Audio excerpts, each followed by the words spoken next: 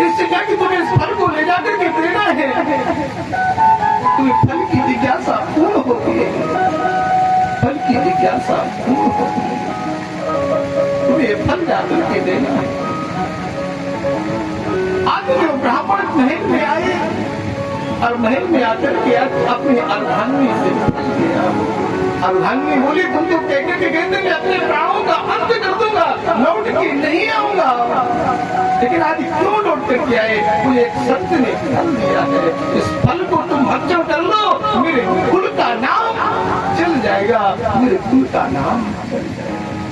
धुंधली ने प्रसाद का तो अपमान नहीं किया, फल को ले लिया और फल को लेकर के क्या कहा कि मुंजा ज्ञानम प्रजारूपम बलिष्ठा कर्मणो गति। किसी के पास तुच्छ ज्ञान होता है, लेकिन फिर भी वो भगवान का सम्मान करना जानता है। कितना भी बलिष्ठ हो, लेकिन अगर तुच्छ ज्ञान भी आ जाए तो वो जीवन सुधार ले। धुंधली ने उस फल को ले लिया, लेकिन आत्मदेव ब्राह्मण से कहा कि तुम जाओ भजन करो। लेकिन जो दुष्ट होता है उसका मित्र भी दुष्ट होता है। भक्त को भक्त मिलना मुश्किल है, लेकिन साधु को साधु मिलना मुश्किल है, लेकिन दुष्ट को दुष्ट मिलना सरल है, तुरंत मिल जाएगा। संगत से गुण उपजे, संगत से गुण जाए। जैसी करोगे संगत वैसी होगी रंगत, जैसा पियोगे पानी वैसी होगी पानी, जैसा खाओगे अन्न वैसा होगा। आज धुंधली ने उस फल को गौ माता को खिला दिया। जब वो फल गौ माता को खिलाया और गौ माता की आज बालक का जन्म हुआ। भगवान आज गौ माता के गोकुल भगवान की उत्पत्ति हुई, जिनके कान जो है वो गाय के हैं और पूरा शरीर मनुष्य का है। ये भगवान सूर्य के पास ज्ञान लेने के लिए चले जाते हैं बनारस में, लेकिन इधर जो धुंधली है उसकी जो सहेली है वो भी आज कक्षा वाणी बोलती है। आकर के क्या कहने लगे, अपनी सहेली से कह रही बहन, बोले क्या कि जितना समय फल आए हो उतना ही गर्व हो।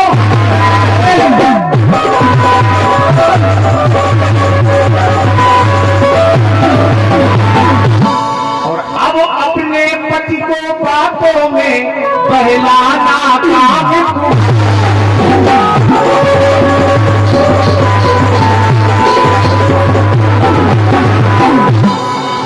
जिसमें कहा जितना समय फल आए हुआ उतना ही गर्व हमारा है, और अब पति को बातों में बहलाना काम।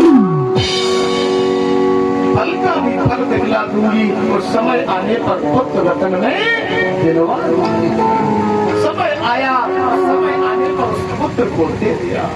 धुंधली ने कहा कि ब्राह्मण तो चले गए हैं, एवं मुक्ता यो योगी। आज उसने विचार किया ब्राह्मण आत्मदेव तो जंगल में है, इस पुत्र का नाम मेरा नाम धुंधली है, ये तो नामा तो बुरा, उस पुत्र का नाम धुंधकारी है। अब जो दुष्ट होगा वो दुष्ट ही रहेगा। बोल रहा दुष्ट को कितना भी सुधारो वो सुधार। कहा भी गया है एक दुष्ट अगर भागवत के पंडाल में मंदिर में आकर के बैठ जाए तो लोग कहेंगे कि ये सुधर गया है, वो सत्य को भक्त बन गया। लेकिन एक भक्त और जुआ के अड्डे पे पहुंचे तो फिर वो सुधार माना जाएगा, वो तो फिर राधे राधे। फिर संगत का असर है, एक भेष का असर है। धुंधली ने आज अपने पुत्र का नाम धुंधकारी रखा, लेकिन धुंधकारी आज दुष्ट बनता है। धीरे धीरे वो चोरी करता, चोरी करने के बाद आज धुंधकारी ने क्या लीला को करते थे। करुणे कुटिलाताश सांख्यग्रे चारुरोध। आज वो पुतला कलह प्रिया नारी धुंधली ने अपने पुत्र को चोरी करना सीखा। इतना चोरी कि आज वो मंदिरों में चोरी कर रहा है, घरों में चोरी कर रहा है, मदुरा का पान कर रहा है। तो जब ऐसा लीला किया तो आज भाव बदल गया। एक बात बताते हैं, आपने एक डाकू का नाम सुना होगा जिसका नाम था सुल्ताना। और सुल्ताना डाकू ने एक बार घर में चोरी की और मैया से कहा, मैया मैंने 4 पैसे चोरी किए। धीरे से कान में मैया के कहा। मैया ने कहा 4 पैसे अपने खर्च में लगा दो। अगर उसी दिन माँ डांट देती तो कुछ। धीरे धीरे करके वो सुल्ताना डाकू बहुत बड़ा डकैत हुआ। तो जब उसको फांसी लगी और जज ने पूछा न्यायाधीश ने कि तुम्हारी अंतिम इच्छा क्या है, उसने कहा मुझे अपनी माता से मिलना है, मुझे मैया से मिलना है। और जैसे मैया को बुलाया तो आज सुल्ताना डाकू ने माँ के दोनों कानों को काट लिया। मैया बोली ये क्या किया? न्यायाधीश ने कहा क्या किया?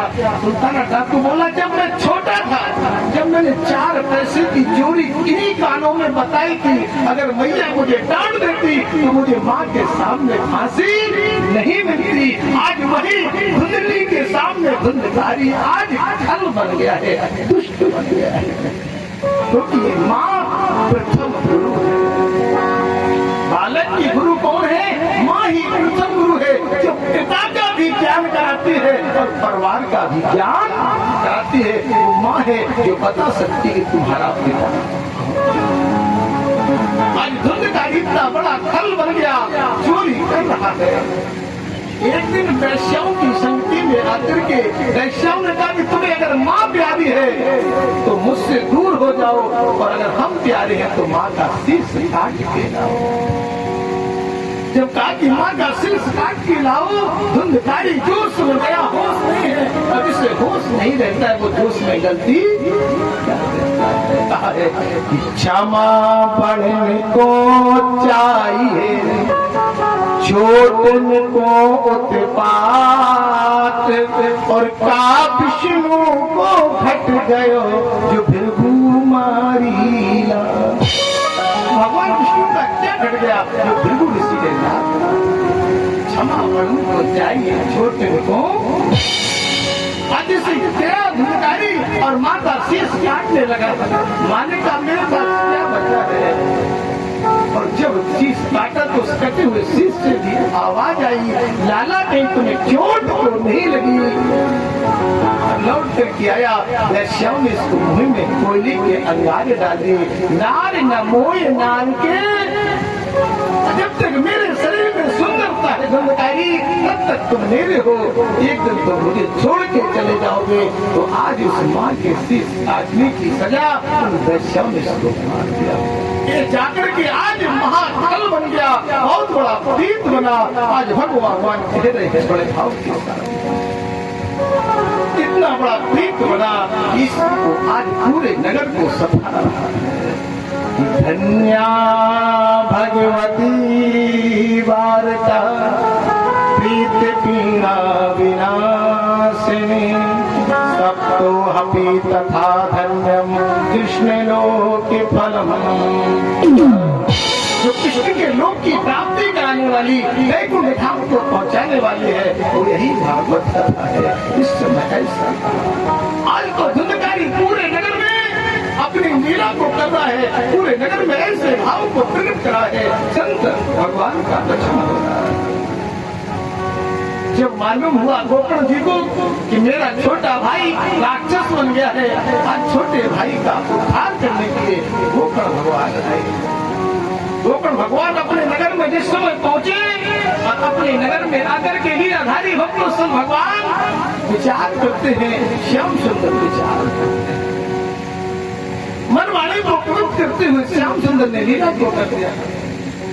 उस बंसी वाली की अद्भुत लीला हुई। गोकर्ण जाकर के पीपल के वृक्ष के नीचे लेट गए। आधी रात्रि में यह भेष बदल के आने लगा। गोकर्ण जी ने हाथ में नील लिया, सावधान मैं तुम्हें भस्म कर दूंगा। धुंधकारी चरणों में गिर गया। भैया मैं आपका अनुज हूँ, मैं आत्मदेव ब्राह्मण का पुत्र, मैं धुंधली का लाल हूँ।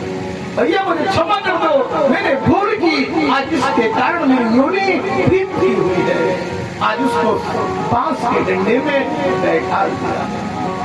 धुंधकारी को आज बांस के डंडे में बैठा करके जो सप्त ग्रंथियों में बंधा हुआ है, और आज प्रातःकालीन गोकर्ण भगवान ने सभा को लगाया, पूरे नगर के लोगों को बुला करके कहा कि अपने छोटे भाई धुंधकारी के लिए मुझे कथा श्रवण कराने, बालू का सिंहासन बना करके और भक्ति भाव से उस कथा को श्रवण करने लगे।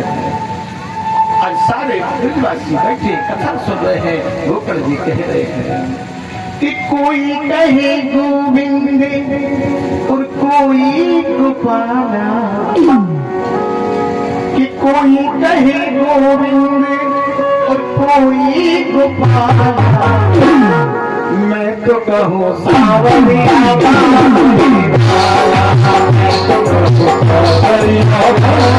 कहूँ